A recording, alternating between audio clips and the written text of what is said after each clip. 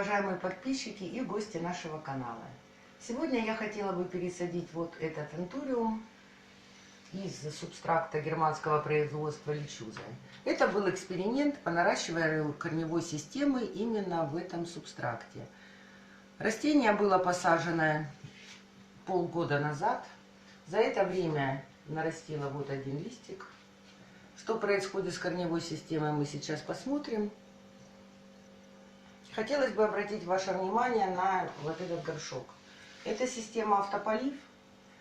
На сайте есть пост о горшках, двойных горшках, горшках системы автополив. Ссылку я оставлю в описании к видео. На мой взгляд, это самая неудачная конструкция. Горшок одинарный, внизу сетка и индикатор уровня воды. Вот эту трубку я уже делала сама. Можно сказать, дорабатывала систему. Это трубка для нижнего полива. Хотя, в принципе, можно было бы этого и не делать. Антуриумы не любят нижний полив.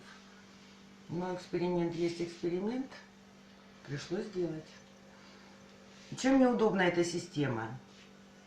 Если, допустим, у вас сломался индикатор уровня воды, как определить, сколько в резервуаре воды? Опять же, непонятно.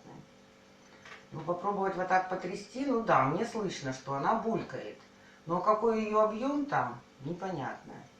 Опять же, как ее слить оттуда? Если пробовать вот так перевернуть и так сливать, то субстрат высыпается. Тем более субстрат это растение, можно сказать, падает. Вот эти горшки очень удобные. Вытащил, слил и никаких проблем. Ладно, приступим к пересадке.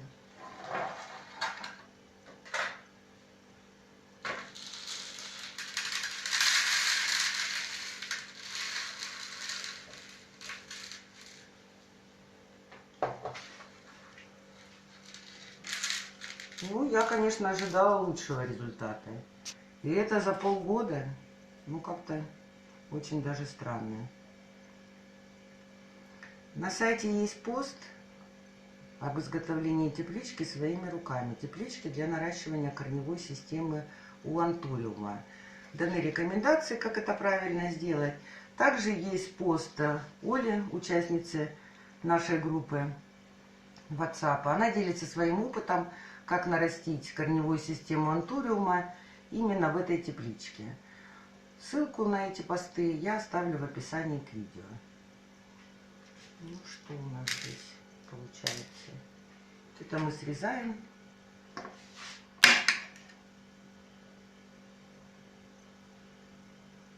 Корень отгнил.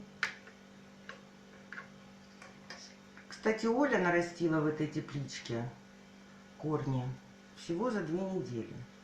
Корни были сильные, мощные. Не сравнить, конечно, с вот этой корневой системой.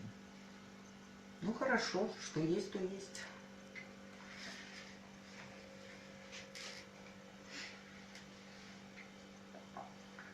Для посадки я хочу использовать грунт на основе высокоэффективной почвенной смеси.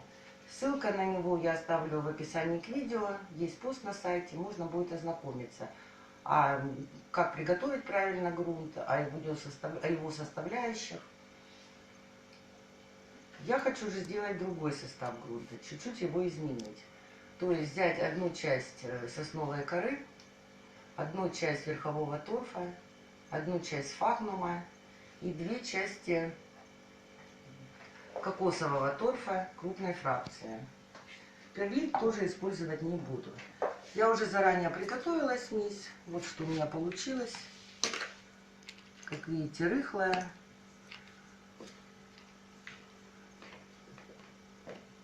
Также я не хочу использовать керамзит. То есть на дно не буду его ложить. Дело в том, что корни быстро разрастаются в таком грунте. И при дальнейшей пересадке могут возникнуть небольшие проблемы. Корни оплетают керамзит, впиваются в него. И при пересадке приходится эти гранулы керамзита оттуда удалять и тем самым травмировать корневую систему растения.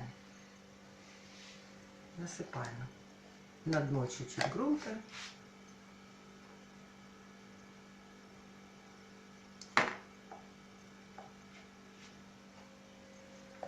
Далее.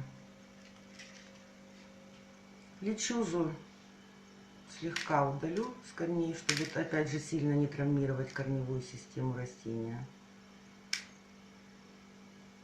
Ну что, смогла удалить, то удалила. Остальное, наверное, больше не буду.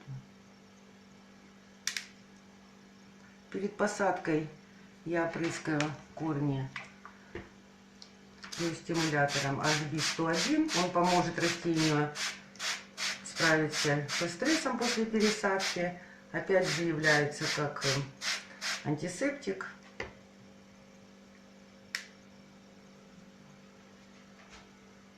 Аккуратно, чтобы не повредить корни, опускаем растение.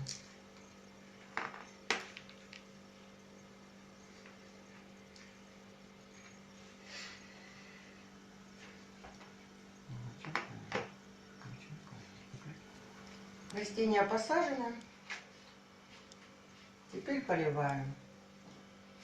Грунт утрамбовывать не надо, потому что при поливе он сам осядет. На сайте есть пост о составе поливочной воды. Ссылку на него я оставлю к описанию видео. Опрыскиваем тем же биостимулятором HB101. Растения посажены. Что хочется сказать о лечузе, кремневите и циафлоре. Это те субстраты, которые я использовала в своих экспериментах. Ну, если честно, я осталась ими недовольна. Некоторые их свойства вызывают сомнения у меня и опасения. Поэтому для своих антуриумов я применять эти субстраты не буду. Ну все, спасибо за внимание. Подписывайтесь на канал, пишите комментарии. Всегда рады будем вам ответить. До свидания.